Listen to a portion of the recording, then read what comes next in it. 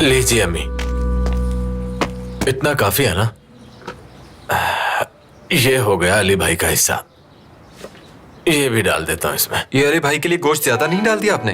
उनके घर में काफी लोग हैं, दे दिया तो क्या हो गया। और कितनी देर लगेगी चाचू? थोड़ा हौसला रखो, अभी खाना बन जाएगा। आज बकरे की कलेजी का लजीज खाना बनेगा। लेकिन मुझे भूख लगी है। मैं अभी कलेजी बना कर लाती हूँ, तुम तब तक सारे गोश्त के हिस्से कर लो बेटा।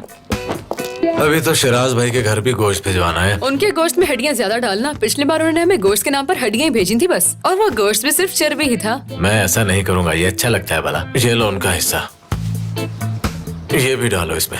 हाँ, क्या कर रहे हैं भाई, सारा गोश्त बांट ही देंगे क्या? अगर सारा गोश्त यूं ही बांट देंगे तो खाएंगे क्या? मेरा आंटी के घर गोश्त मत भेजिए। जब उनके बेटे ने गाड़ी ली थी तो उन्होंने हमें मिठाई तक नहीं भेजी थी। तुम लोग कहो तो सारा गोश्त फ्रिज में रख लेते हैं, सारा साल यही खाते रहेंगे। हाँ, कुर्बानी का मकसद क्या है? इसकी खुशियाँ यूं बांटने में ही होती हैं। ये गोश्त उन लोगों के लिए होता है जो खरीद नहीं सकते। तुम लोग तो यूं बेदिली का मुजाहरा कर रहे हो। ओहो रजा, हम दोनों तो बस ये कह रहे हैं कि हमें कुछ गोश्त अपने खाने के लिए भी रख लेना चाहिए। हाँ हाँ, रख लेना, फिक्र करने की जरूरत नहीं। ये ठीक है, इसका बारबेक्यू मजेदार बनेगा। अम्मी जरा इसे भी मसाला लगा दें। सारा गोश्त बांट दिया। मेरे हाथ में तो कुछ नहीं था भाभी। देखो, ये रोमांटिक होने वाली बात मैं बर्दाश्त नहीं कर सकती। अब भी मैंने बहुत मुश्किल से कंट्रोल किया है खुद को। फुरकान को सोच के बोलना चाहिए। कल तो बहुत अकड़ रही थी तुम, वैसे आज क्या हो गया तुम्हें?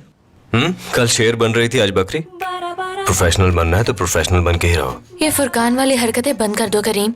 मैंने इस कैंपेन की मॉडल बनने की हामी भरी है, किसी रोमांटिक फिल्म की एक्ट्रेस नहीं। और मुझे इसका कोई शौक भी नहीं। शौक तो मुझे भी नहीं है, क्योंकि मैं भी मजबूरन कर रहा हूँ ये सब। तुम्हारा मैंने पूछा है क्या? हाँ, मुझे याद आई वो बात। कल तुम्हें याद है, तुम मुझे कोई थ्योरी सुना रही थी जिससे तुम कायल करना चाहती थी कि मैं तुम्हें चाहता हूँ, कि शायद मेरे दिल में तुम्हारे लिए फीलिंग्स हैं। आज जब लोगों ने हमारे रोमांटिक होने की बात की तो तुम सीरियस हो गई। देखो, तुम्हारे इस तरह के रवैये से पता है अचानक क्या लगता है? यूँ लगता है जैसे तुम अपने आप पे जबर करके कुछ छुपाने की कोशिश कर रहे हो। ये भी हो सकता है कि तुमने ये बात नोटिस ना की, लेकिन मैंने की है। तुम तो बहुत अच्छा मजाक करते हो करीम। अगर मेरे पास 100 दिल होते तब भी तुम्हारी तरफ नहीं देखती। मुझे भी तुम्हारे दिल का अचार नहीं डालना। बाबा, आप यहाँ बैठे हुए हैं? हाँ बेटा, बाहर धूप तेज थी इसलिए सोचा अंदर बैठ जाता।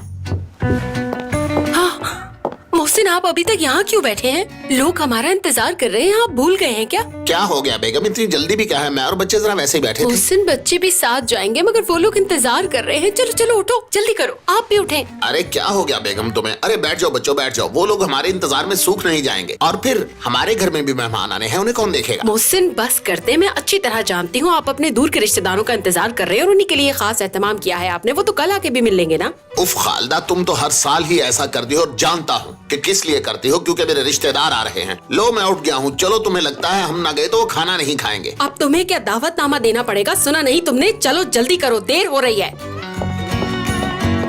तुम्हारी अम्मी भी ना, अल्लाह अल्लाह, पहले खुद ही खड़ी होकर इतनी लंबी बहस की और बाद में मुझे ही डांटना शुरू कर दिया।